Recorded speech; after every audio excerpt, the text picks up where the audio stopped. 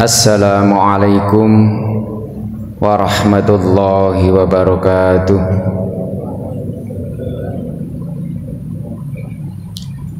Innal hamdalillah nahmaduhu wa nasta'inu wa nastaghfiruh wa na'udzu billahi min syururi anfusina wa min sayyiati a'malina. May yahdihillahu fala mudilla lah wa may yudlil fala hadiyalah. Asyhadu an la ilaha illallah wahdahu la syarika lah wa asyhadu anna Muhammadan abduhu wa rasuluh. Allahumma salli ala Muhammad wa ala ali Muhammad kama sallaita ala Ibrahim wa ala ali Ibrahim wa barik ala Muhammad wa ala ali Muhammad kama sallaita ala Ibrahim wa ala ali Ibrahim innaka Hamidum Majid. Ya ayyuhalladzina amanu taqullaha haqqa tuqatih wa la tamutunna illa wa antum muslimun. Sadaqallahul azim. Bapak-bapak dan saudara-saudara, pada pagi hari ini alhamdulillah kita bersyukur kepada Allah Subhanahu wa taala. Hari ini kita bisa menjalankan aktivitas kembali setelah semalam kita dimandikan oleh Allah dan sekarang telah dihidupkan kembali. Sebagaimana yang sering kita berdoa setelah bangun tidur, alhamdulillahilladzi ahyana ba'dama amatana wa ilaihin nusyur. Segala puji bagi Allah yang telah menghidupkan kita dan sebelumnya yang telah mematikan kita, dan hanya kepadanya lah kita dibangkitkan. Bapak Ibu sekalian, patut kita bersyukur kepada Allah Subhanahu wa taala yang pada pagi hari ini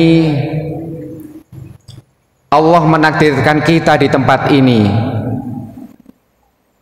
Ini semua adalah tidak lepas dari skenario Allah.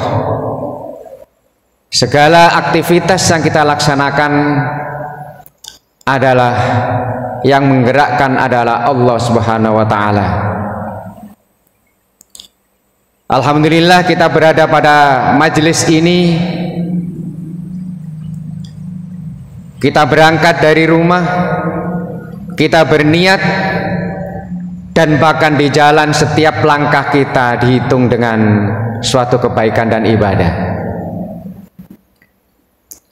Dan ada juga riwayat mengatakan bahwa malaikat akan mendoakan kepada orang-orang yang senang di majelis ilmu. Mudah-mudahan kita digolongkan kepada hamba-hambanya Allah yang senantiasa menuntut ilmu, terutama ilmu sebagai bekal kita nanti untuk menghadap Sang Khalik. Alhamdulillah juga kita telah bisa melaksanakan beberapa rangkaian kegiatan. Barangkali kita tadi ada yang sudah sholat lail, kita bermunajat kepada Allah, kita berzikir, yang alhamdulillah kita yang terakhir telah melaksanakan sholat subuh berjamaah. Semoga rangkaian ibadah-ibadah ini diridhoi dan diterima oleh Allah Subhanahu wa taala sebagai bekal kelak kita menghadap beliau. Jamaah rahimakumullah, patut kita syukuri pula bahwa kita senantiasa dijaga oleh Allah.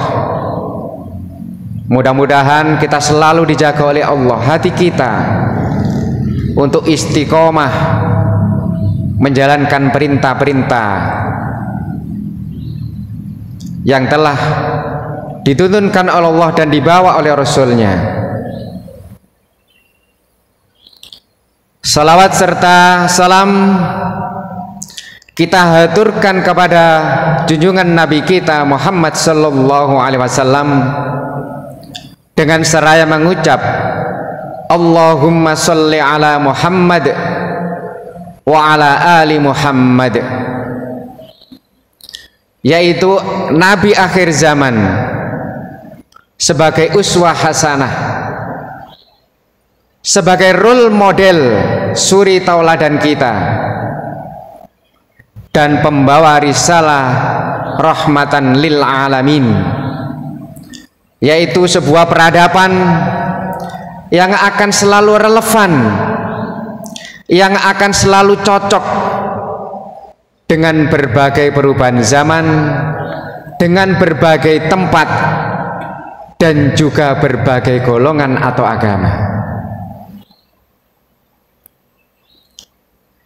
Kita juga patut bersyukur, mudah-mudahan kita sebagai umat beliau, dan sholawat ini mudah-mudahan tercurah kepada junjungan Nabi Muhammad sallallahu alaihi wasallam, keluarganya, sahabatnya, dan pengikutnya hingga akhir zaman. Barangkali kita juga cukup dan perlu bersyukur pada pagi hari ini. Alhamdulillah, kita sekarang pada hari kelima di tahun baru Masehi. Diakui atau tidak bahwa global belum secara universal menentukan tahun itu dengan tahun kita Hijriah. Kita masih menggunakan Masehi, sehingga saat ini tentunya kita perlu kita syukuri bahwa kita masih bisa menghirup udara segar yang barangkali sahabat kita, saudara kita yang barangkali akhir-akhir ini sudah banyak meninggalkan kita. Tapi di sisi lain, dengan tambahnya tahun, dengan tambahnya umur kita, dengan silih bergantinya waktu, sebenarnya adalah bahwa jatah umur kita adalah semakin berkurang, dan jarak antara ajal yang kita tuju adalah semakin dekat. Untuk itu kita harus selalu waspada, apalagi di zaman yang sudah akhir seperti sekarang ini. Jangankan kita yang kelasnya kelas kambing atau teri barangkali, yang kelasnya kiai, habaib atau apa, itu sekarang banyak yang sudah tergoda keimanannya. Apa itu? Tentunya yang paling menggiurkan adalah masalah keduniaan. Barangkali kita tahu bahwa di media sosial atau di media yang lain banyak ustadz, banyak kiai, wallahu alam itu benar atau enggak, tapi yang jelas video itu mesti benar. Banyak kiai yang didatangi seseorang dengan membawa iming-iming uang yang jumlahnya cukup fantastis. Kalau iman kita tidak kuat, apalagi kita belum pernah melihat, belum pernah memegang uang yang jumlahnya yang di situ adalah sebutannya adalah M, tentunya itu sangat menggoda. Tapi bukan berarti kita yang kelas teri ini tidak bisa menghalau.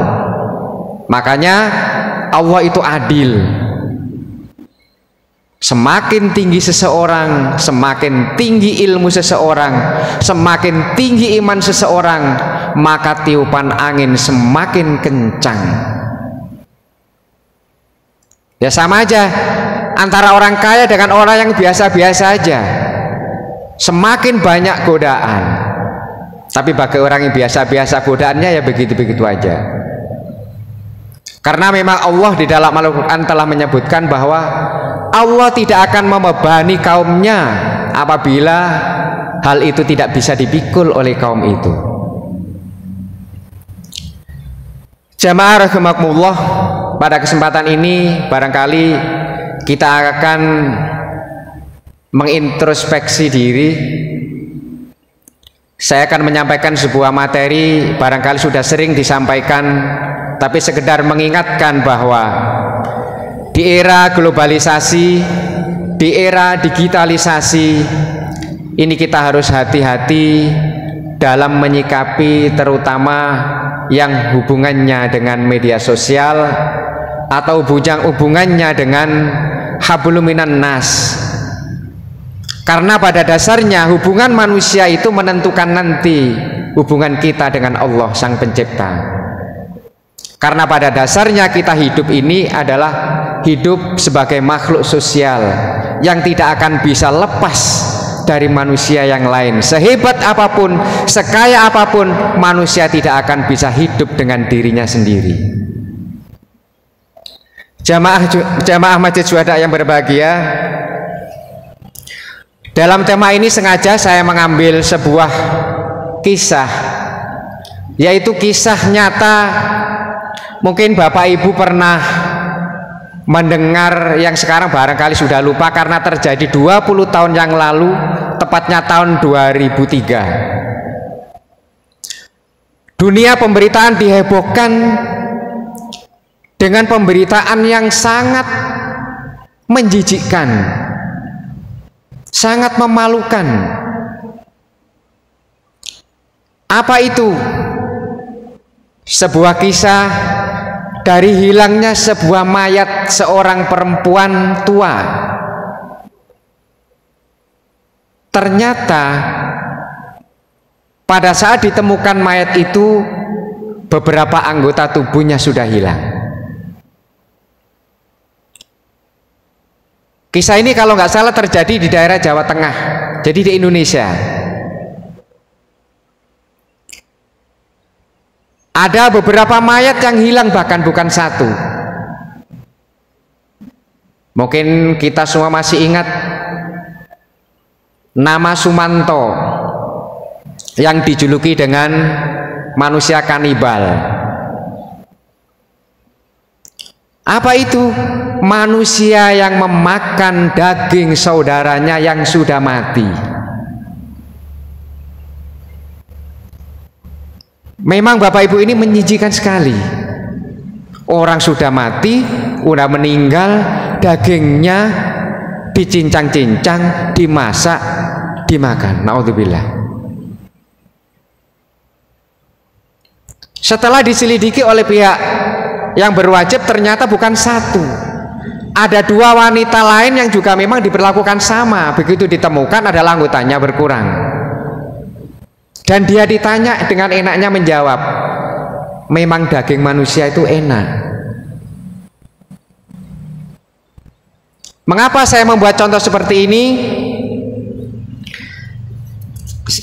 Dalam Al-Quran Allah Subhanahu wa ta'ala berfirman dalam surat Al-Hujurat, A'udzu billahi minasyaitonir rajim. Bismillahirrahmanirrahim. Ya ayyuhalladzina amanu ijtanibu katsiran minadh-dhann inna ba'dadh-dhanni itsmun wala tajassasu wala yaghdab ba'dukum ba'dha ayuhibbu ahadukum ay ya'kula lahma akhihi maitan fakarihtumu wattaqullah innallaha tawwabur rahim. yang artinya, hai orang-orang yang beriman, jauhilah perbuatan satwa sangka yang mencari kejelekan-kejelekan orang lain, yang biasanya disebut dengan ghibah. Mengapa harus dijauhi? Karena sebagian dari prasangka itu adalah jelas-jelas dosa. Dan janganlah mencari-cari keburukan orang, dan jangan menggunjingkan satu dengan yang lainnya. Nah ini Bapak Ibu yang sesuai dengan tadi. Adakah seorang di antara kamu yang suka memakan daging saudaranya yang sudah mati? Maka tentulah kamu merasa jijik kepadanya. Dan bertakwalah kepada Allah. Sesungguhnya Allah Maha Penerima Taubat dan Maha Penyayang. Bapak Ibu yang berbahagia,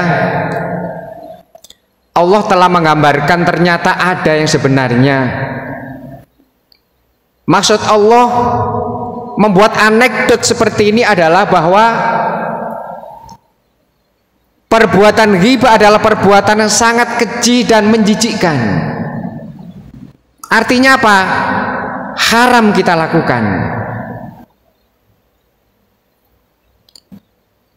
Saking tidak bolehnya, maka ini ada di dalam Al-Quran. Nah barangkali kita sebagai makhluk sosial ini kadang-kadang dalam bahasa Inggrisnya itu keperucut omongan katanya gitu. Kita kadang-kadang ngomong tidak sadar, kadang-kadang kita berbuat tidak sadar, kadang-kadang kita berada pada posisi itu. Bapak Ibu, Imam Muslim meriwayatkan dalam sebuah hadis sahihnya dari sahabat Abu Hurairah. Pada saat itu Rasulullah bertanya kepada sahabat, tahukah engkau apa yang disebut dengan ghibah? Maka sahabat pun menjawab, Allah dan Rasulnya lebih tahu. Dengan jawaban itu Rasulullah SAW bersabda, engkau menyebutkan suatu yang ada pada saudaramu yang dia membencinya. Jika yang engkau sebutkan tadi benar-benar ada pada saudaramu, maka sungguh engkau telah berbuat ghibah. Sedangkan jika itu tidak ada pada saudaramu, maka engkau telah berbuat kedustaan. Jadi tidak ada benarnya Bapak Ibu. Kejelekan orang kita bicarakan, kita sama dengan memakan daging bangkai saudara kita. Itu kalau benar yang dibicarakan. Tetapi kalau tidak benar, maka kita adalah dianggap sebagai pendusta. Jadi tidak ada benarnya dan tidak ada enaknya. Ibnu Katsir menyatakan dalam tafsirnya, disebutkan dalam beberapa riwayat tentang ghibah dalam konteks celaan yang menghinakan, dalam konteks yang merendahkan, dalam konteks yang tidak mengenakan orang, sehingga Allah keras bahwa orang yang berbuat seperti itu disamakan dengan orang yang memakan daging saudaranya yang sudah meninggal. Bahkan sebuah kisah, yaitu Aisyah radhiyallahu anhu, istri Rasulullah, pada saat bercengkerama dengan Rasulullah, kebetulan di situ ada wanita pendek, yaitu namanya Safiyah Ibarat kasarnya Aisyah berkata begini, loh orang itu pendek. Ternyata Rasulullah SAW keras. Apa yang dikatakan Rasulullah SAW dalam sebuah hadis Abu Dawud?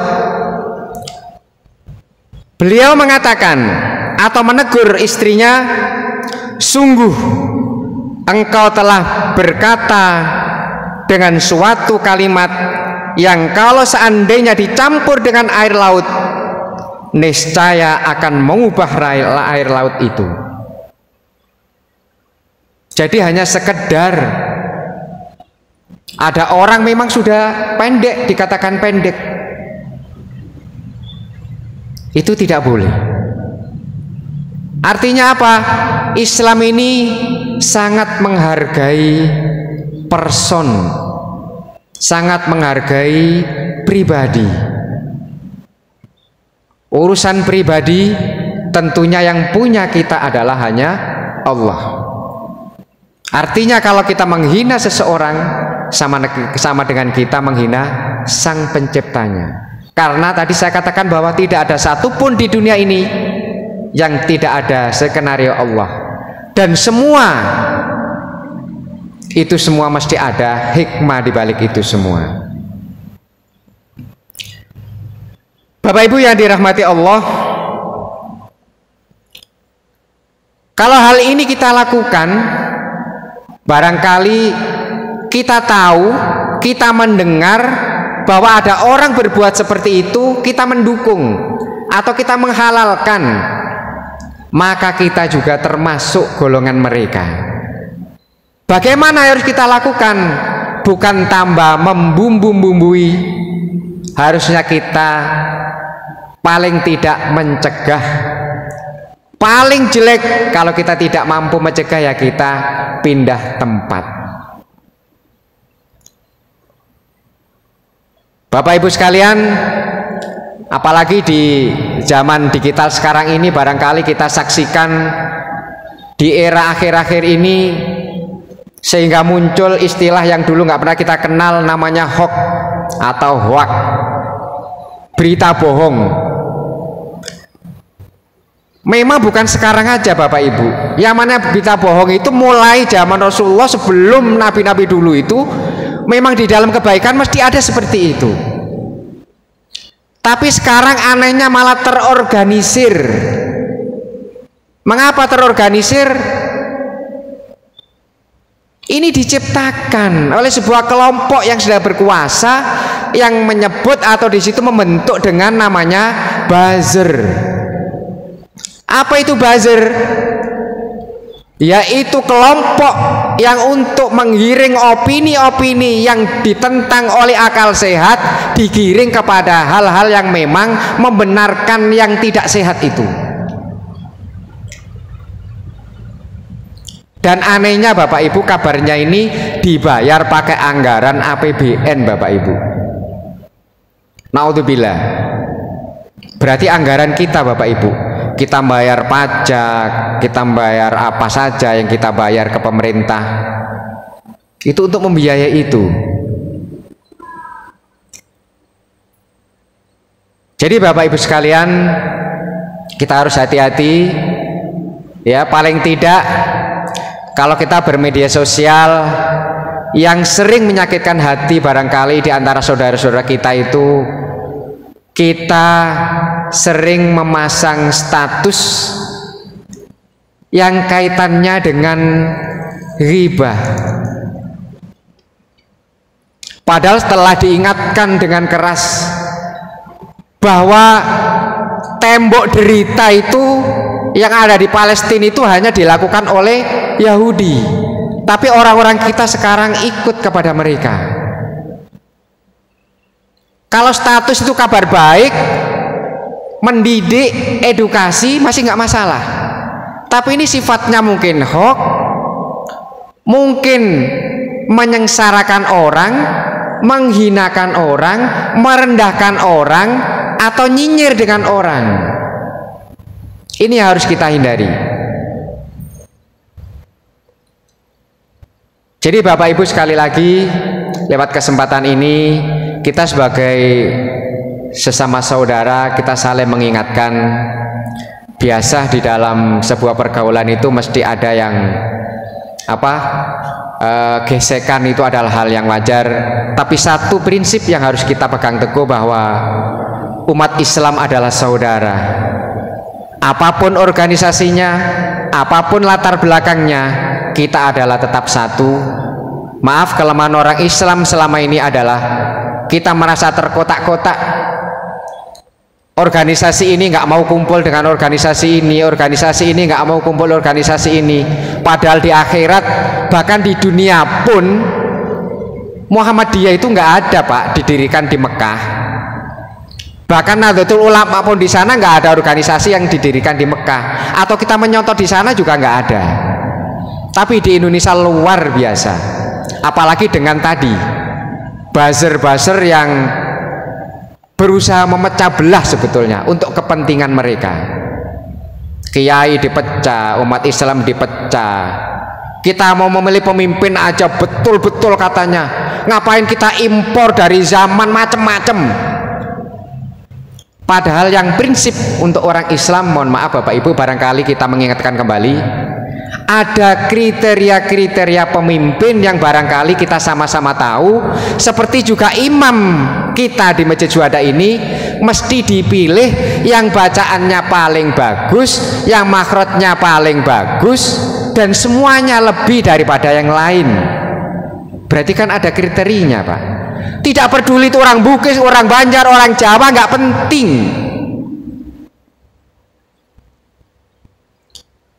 Yang barangkali kita juga perlu kita pesankan, Bapak Ibu, negara kita ini kalau menurut berita, Bapak Ibu, wallahu alam itu benar atau hoax, dan memang udah ada buktinya. Saya mengamati di sisi Jawa Timur daerah saya, Pak. Saya saat itu masih SMP biasa, saya naik sepeda dari rumah saya ke kota Surabaya, naik sepeda ontel, Bapak Ibu. Kenapa? Karena biasanya jalannya itu adalah satu arah. Kalau pakai sepeda enak, langsung ditenteng gitu aja, karena nggak boleh balik kan, Pak.